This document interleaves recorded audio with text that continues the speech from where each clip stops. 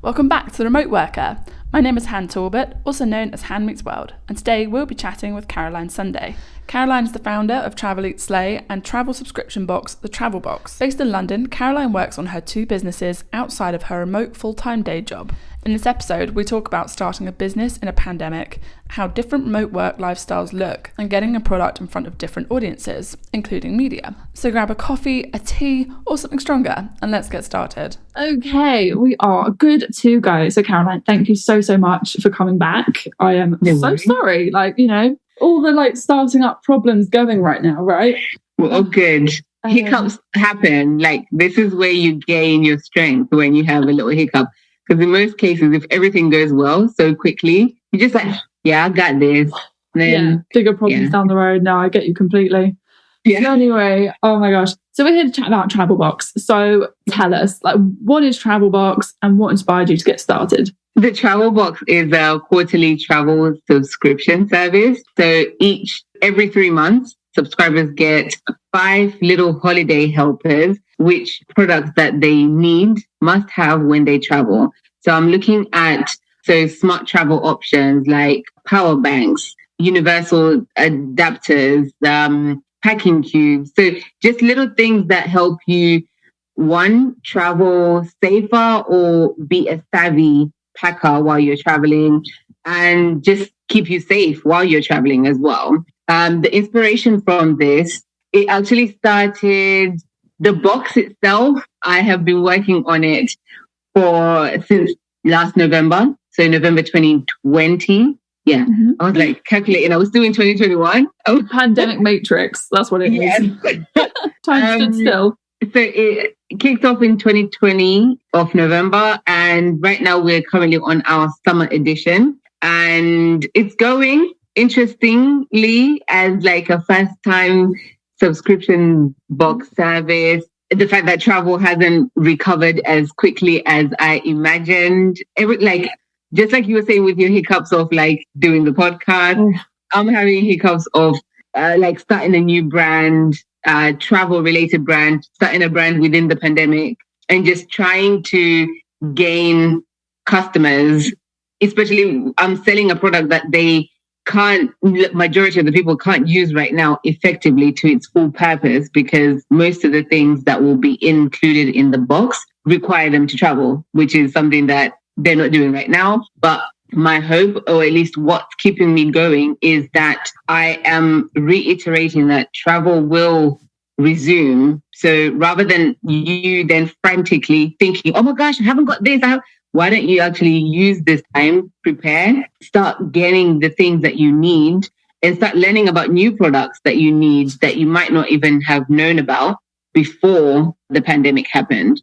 Then once the travel doors fully open and you're ready to travel, you're equipped. You got this subscription service. This is a tool that's there to equip travelers, help you save time and money as well.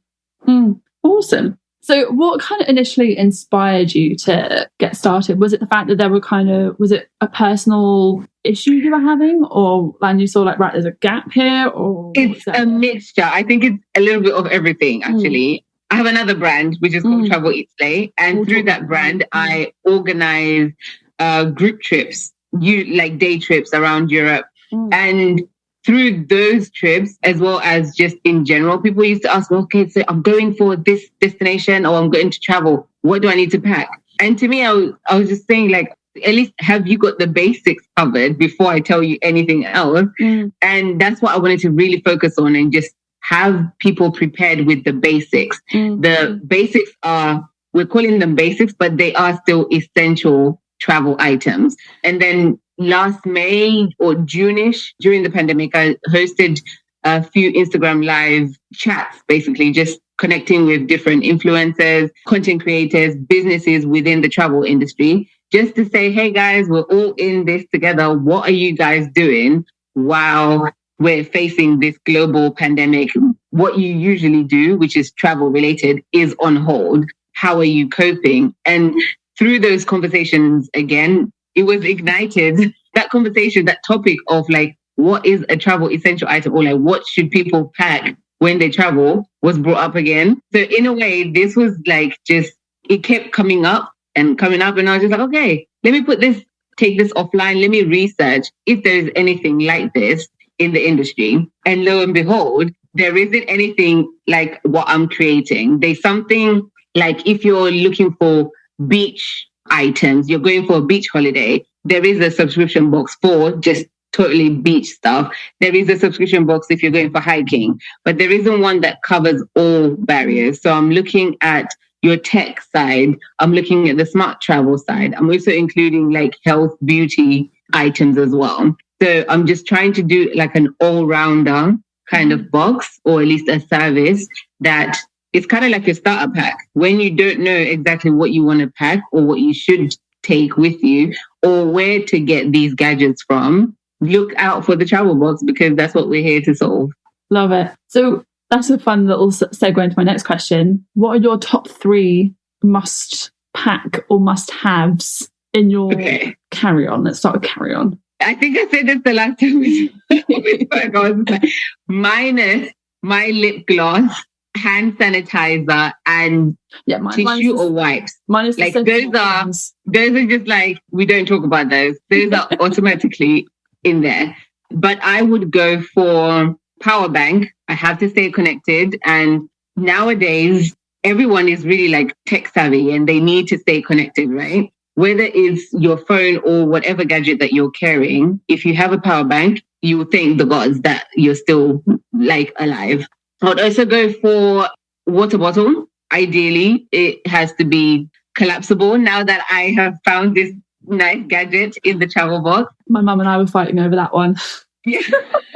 It's funny as well. I didn't know about collapsible water bottles. Yeah. I was just like, okay, if I don't know it, I think through this experience of running this subscription box, I'm also getting introduced to brands or products that I didn't know existed. Maybe I'm a little bit late to the party, but if I don't know it, I'm sure there's someone else in the same boat as me that didn't know it. So I'm also doing like a discovery experience through this myself.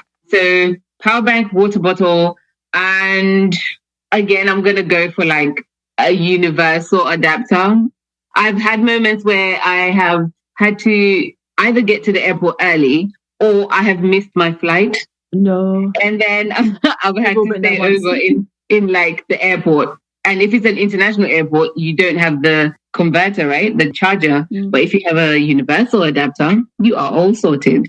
I'm now beginning to understand like my own box that I got when I first signed up for Travel Boxx.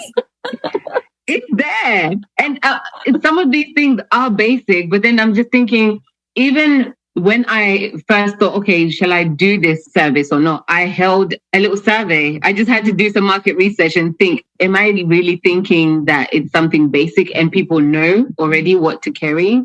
But when I did that survey, it was interesting. I think I got like over 200 responses, and there was a common denominator of products that I just thought, oh, these are basic. Like, how did you not carry this before? But again, such things help me in terms of steering the direction of what kind of products I need to include in the box. So I'm forever grateful for everyone who took part in the survey and just new brands through my own research that I'm coming across. Because another aspect of the box, I'm trying to showcase small businesses or small travel related businesses that we're all in the same box. We need that like new customer bases, like focusing their eyes on our businesses in a way. Absolutely. Out of interest, what was the top product that came out of your survey? Funny enough, it was the two that I meant. So power bank and universal adapter. Right. Oh, that's so interesting. Oh. So I was just like, I think my survey it was basic. I asked them, what are the 5 items that you cannot travel without? Mm. So I just wanted to understand like where everyone is basically when they travel. Like little random things like potty tissues. I think like, you know, when you travel, I guess more of camping. Yeah. Like you want to put the one on your seat when you go to the toilet. Yeah. That was also included in there. Okay. I was just like, okay. And it ranged from like really out of the world things to, okay, you're making sense here. Yeah. Like, this is good. I didn't think about that, but yeah, this is good. That's so interesting. Yeah. I think packing cubes were also in the top 5. I just really got into packing cubes. I wasn't into them either. And now for the summer box, that's our main product feature. Oh, the packing cubes. Love that. Little sneak peek. Sneak peek. Amazing. So you mentioned TravelEatSlay a little bit already. Do you want to tell us a little bit more about the community and what it's all about? Okay. So TravelEatSlay is my first born. It started off as just merchandise. I was working in a corporate job and we got to travel to lovely destinations. And through those trips that I used to take for work, I was just inspired to create a souvenir that I could take along my trips with me. And what better way than to put that onto fashion, because everyone wears clothes and that's the first thing that you see when you travel. So I got a friend to help me create a logo, and that's how it started. I just started wearing the t-shirts as and when I traveled for work. I got interest through Instagram because I would also document my trips through there. And I just started I started the t-shirt. I don't know why I get choked up. I started the t-shirt line. At the same time, I graduated in events management and I wanted to put my skills of events to action in a way, but I was a little bit scared. I didn't know how to. Then I think it was this was a few years down in the line while I had the merchandise. I thought of organizing sip and paint events. And even though I've organized about 5 of those and I haven't painted myself, but I have orchestrated and I've organized the sip and paint events. And at the same time, I also started organizing group trips just as a way to break up the day-to-day, everyday today, working in London, everything is just the same. Why don't we just escape for 12 hours? We go to Paris, we go to Milan, we go to different destinations. Since London is such a great hub in terms of connection and airports, the day trips just served as a way to connect with like-minded people who like to travel, but also didn't have that much money or time to spend and go to Bali or long-haul destinations, but they still wanted to travel. And so I was filling a void for anyone who literally the trips are very open that I would advertise on Instagram or Twitter, and that's how I would get people to attend. And over the course of 2019, I managed to organize 12 trips. So it was about 1 a month. We would go to different destinations, connected with over 75 people. Some were even from the US because they were traveling into London. They were already here. They heard about the trips and they were just hey, next time if you've got anything this month, I'm in London. I would like to connect with you. I'd like to travel with you. I was okay, yeah, let's do this. Amazing. And how have you kind of kept that community going during, say, 2020? It was a bit longer than that, but you've done a really good job of keeping people engaged. So it's been difficult. I'm not even going to lie, because I think everyone has been dealing with the whole pandemic in a different way. And mental health wise, you also don't want to seem unethical or talking about travel when people can't really travel. So I found it a little bit difficult at the beginning. And I found it that difficult that I didn't want anything to do with my social media. I just gave it away. I managed to connect with just different people within the travel industry in different countries. And I asked them, hey, how do you feel about taking over my account for a day, showcase your destination, and just show my followers about what your destination is about, what the things that they should look out for, in a way, just kind of keep the momentum of Wanderlust alive until we are able to travel, because they'll then realize, oh, maybe your destination is somewhere where people have been meaning to travel, but they just needed an insider kind of voice into it. So I managed to do that for a month of May. I think May, I gave away my account. I was just okay. And I would just DM different people. I'd be hey, I like what you're doing. Are you able to just come on my page? I'll give you the account details. It was that serious that to me, it felt like a relief. But at the same time, I was still feeding my community, my followers, that kind of like a dream to say, okay, once this is over, there is somewhere that I can consider or whatever. I can learn about a new destination in a way. You're absolutely right. And do you know what? Like, I know you said it felt scary, but do you know what? I feel like people who lent into their community, people who lent into groups, are going to come out of this feeling so much better. Is not quite what the word I'm looking for, but I feel like you're going to come out, well, people who've done that generally are just going to come out of this feeling so much stronger and so much more connected. And I imagine you're now going to have some people who you're also going to have this extra community. I mean, you already accumulated this incredible community, but somehow, like, I can imagine you're going to come out with even more. Yeah, and that's the whole point of social media. That's what we're supposed to be using these platforms for, right? Just to connect, because we can't all have everybody's numbers, but we can all follow each other and just engage virtually. So I managed to do that for that whole month.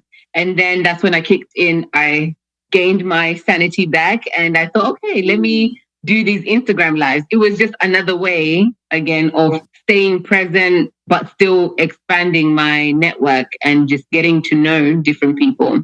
I don't know if I said this to you before. This was like June, July, around about the whole Black Lives Matter movement. I created a Black travel directory.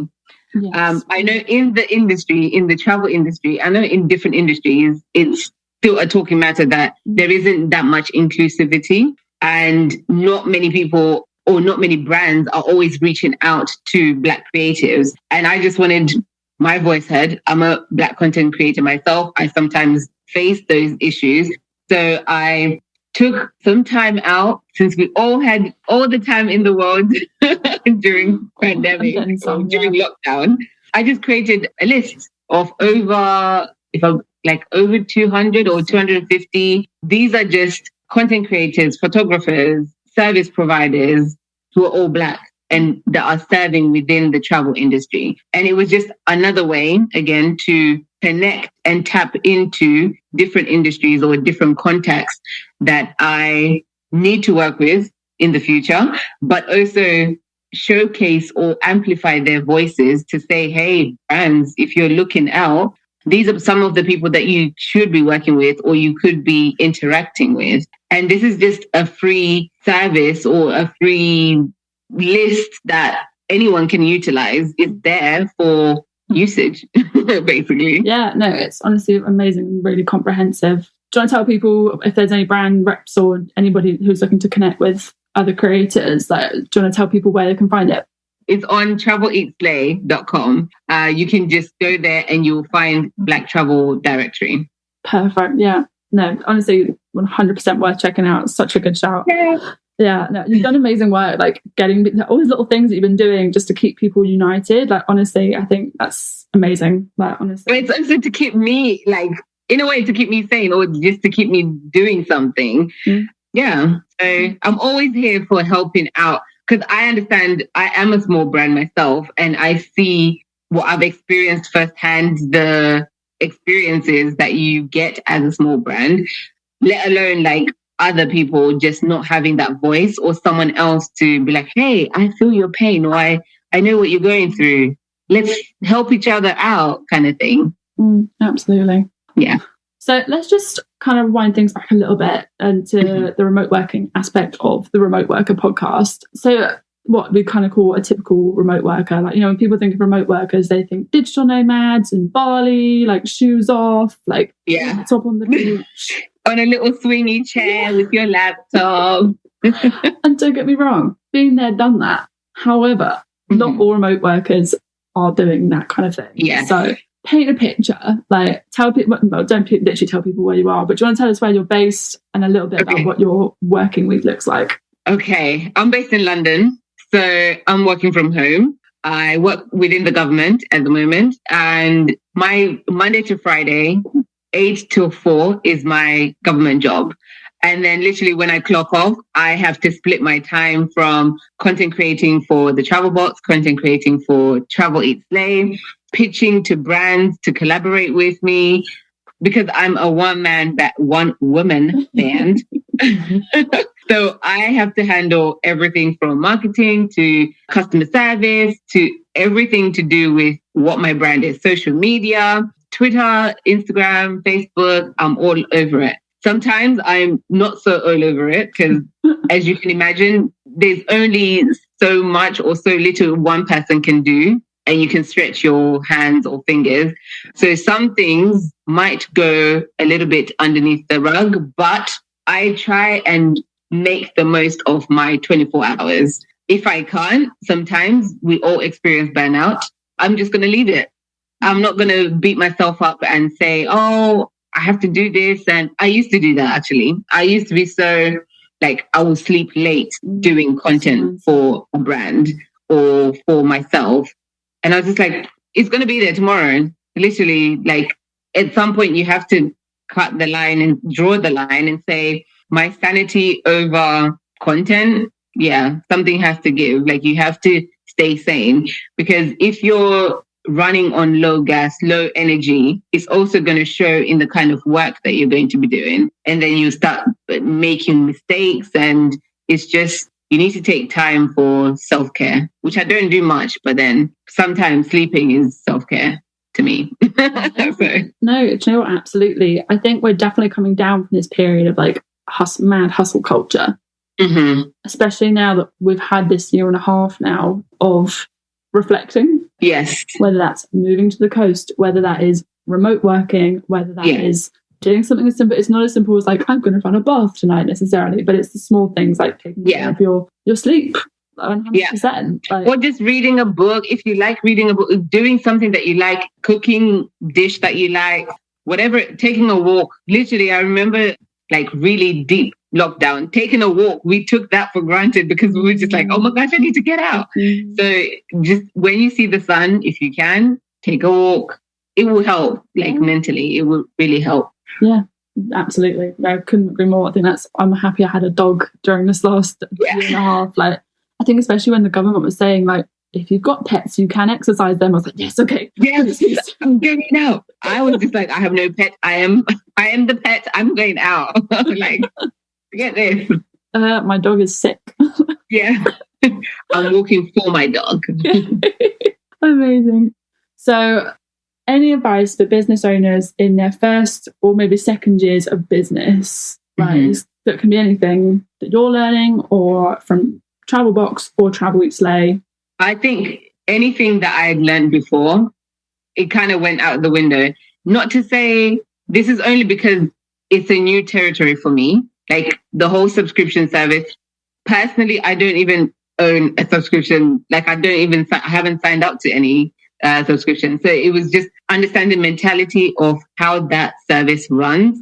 But I would say for anyone starting, some tips that I would throw in there is like, do the research extensively of what you're trying to build. By that, I mean, is it what people want?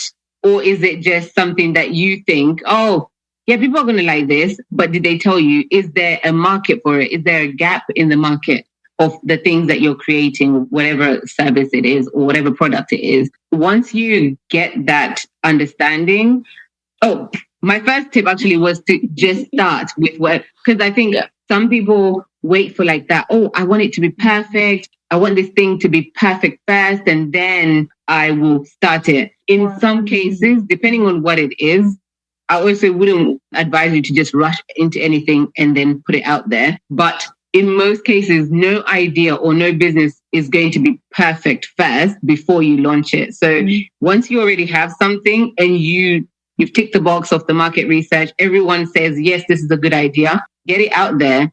And that's the best way that you're going to know whether it is actually something good, or, okay, let's go back to the drawing board. Let's change this little part. Let's make adjustments here and there, and then relaunch it again.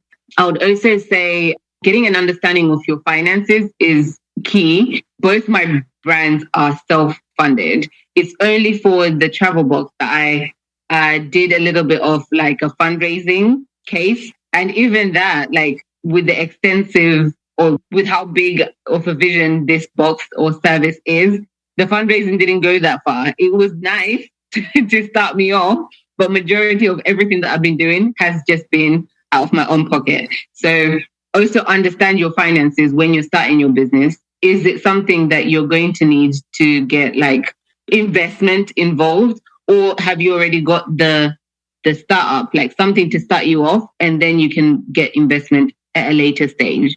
I would also say collaboration is key. So if you're working with, if you know of other brands that are within the sector that you're thinking of, or even they're not in the sector that you are trying to tap into, but there is some kind of mutual benefit that you can both collaborate in. And especially if they're also a small business, you're kind of piggybacking on each other and helping each other out, cross-promoting on social media. Their followers are going to see or know about your brand, and then vice versa. If you can get into their mail shots, like newsletters, all those little things are small things that people might take for granted, but to a small business is really going to be helpful. I would also say if you can get into like PR kind of work, like Twitter is great for this. Like, I don't understand. Most people are not on Twitter, and they're kind of missing a link on gaining publicity for their small brands. Even if it's not on Twitter, some PR brands are always up for looking or helping small brands. Some of them come at a price, some of them come for free. So it's just, again, how much money, it goes back to the finances that I was saying, how much money have you got to put aside and say, okay, this is for marketing my brand. This is for finding products for my brand. This is for social media, or however you want to divide your finances. But I would say at least those. I don't know how many I've said there, but it's been amazing. Do you know what? It's very. I think what sums up well also is having a plan. Yeah, business, financial, marketing plan. But also, I think to me, yes, have a plan, but sometimes it doesn't always have to be like clear cut. I think in some cases scares off people to say, I haven't really got a plan, so that means my business is not going to work. I'm the one who says, yes, you can have the plan might be just like, okay, for the next 6 months, this is what I want to do. Or for the next 3 months, this is what my business is going to be. I'm going to launch. I'm going to do this. I'm going to come back again after 6 months and see where I am so I can move to the next 6 months.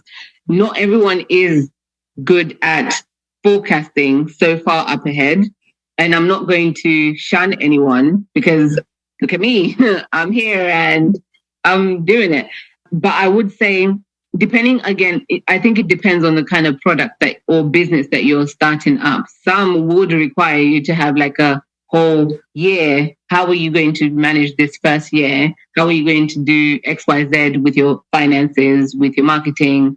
But again, that shouldn't shy someone away from starting or pushing their business out. In most cases, if you're in doubt, they're always like helpers, like mentors or accelerator programs that can help you get this started and get on the right direction. Absolutely. No, I completely agree. And one final question. What has been your biggest learning from starting up a business during a pandemic? Obviously, you couldn't have foreseen before, but you kind of take a lesson maybe you've taken from that. Oh, gosh, I'm still learning. I think I'm not even going to say, I'm still learning. I think every day is different. Again, because we're in a pandemic, there's no like handbook. I think maybe I should write a handbook after this. How to build a brand during a pandemic. That I'm like, oh yeah, like that's good. Yeah, because in most cases, like sometimes your mental health itself can, like, you have a plan, like, okay, this is what I'm going to do for my brand,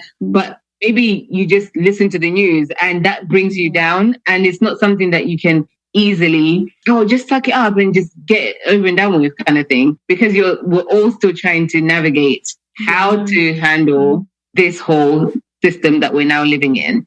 And especially for a travel related brand, I'm just like, every time there's an announcement from Boris saying, oh yeah, now the roadblock is amber, now it's green, now it's this. Plus. Yeah. So all this also impacts on a business that's travel related, because we're all waiting for everything to just be like, okay, everything is now green, for everyone to now start traveling and then buying into travel related products. I would say if you have started a brand within or a business within the pandemic, you are doing well.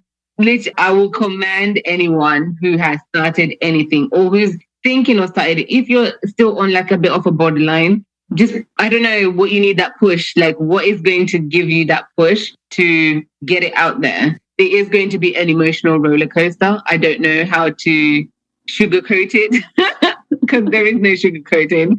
The funny thing is, I started a business. TravelEatSlay was started before the pandemic, and then the Travel Boxx is during the pandemic. And my mindset in both is so different. But in a way, maybe my pandemic mindset is a little bit stronger because there's so much that I have to remain strong for, in a way. Sure. Because I can't be like, oh yeah, I started this thing, I made a big shout about it, and now I'm going to give it up. Like, I have a feeling like anything that I'm doing now, it feels like it's even more heightened or more looked onto, because anyone would have been like, oh, but she started something and then now she's letting go. Like, I don't know, maybe it's just a personal thing, but I feel like there's more eyes on me now than if I had started a business before.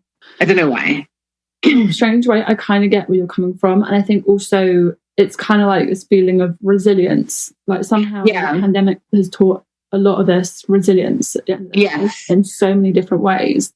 And we're having to adapt to business and think about business in so many different ways that we could kind of let go of before. Yeah. So I suppose there is that kind of, not that it's like a good pressure. Let's say it's it is good pressure, but then also at the same time, it's like I'm not as tolerant of like if something is not working, I'm just like, okay, yeah, you're not for me. Move on. Like move to the next thing. I'm just trying to stay so many steps ahead in a way. So I'm just like, okay, I need to think of like different solutions, creative solutions. So if one doesn't work, I already have plan B and C and D. Not to say that I didn't have them before, but I don't know, like my way of thinking now is just, is different.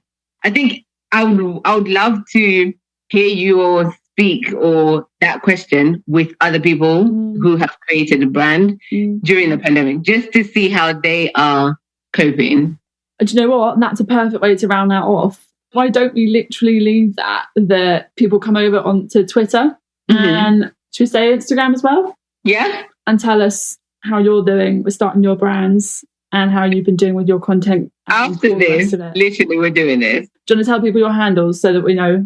So my handles are at TravelEatSlay and at the Travel Boxx with 2 X's.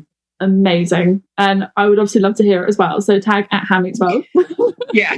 And let's I will. Because I'm just thinking, and that's another thing, like I think transparency during this period is key, because if you're going through things beforehand, you could be like, oh yeah, I'll brush it off or whatever. And I think now with everything, all your emotions up and down, you need to have someone to just shed that load off, who will understand and not be judgmental, but actually provide solutions for you. There's a space to be heard.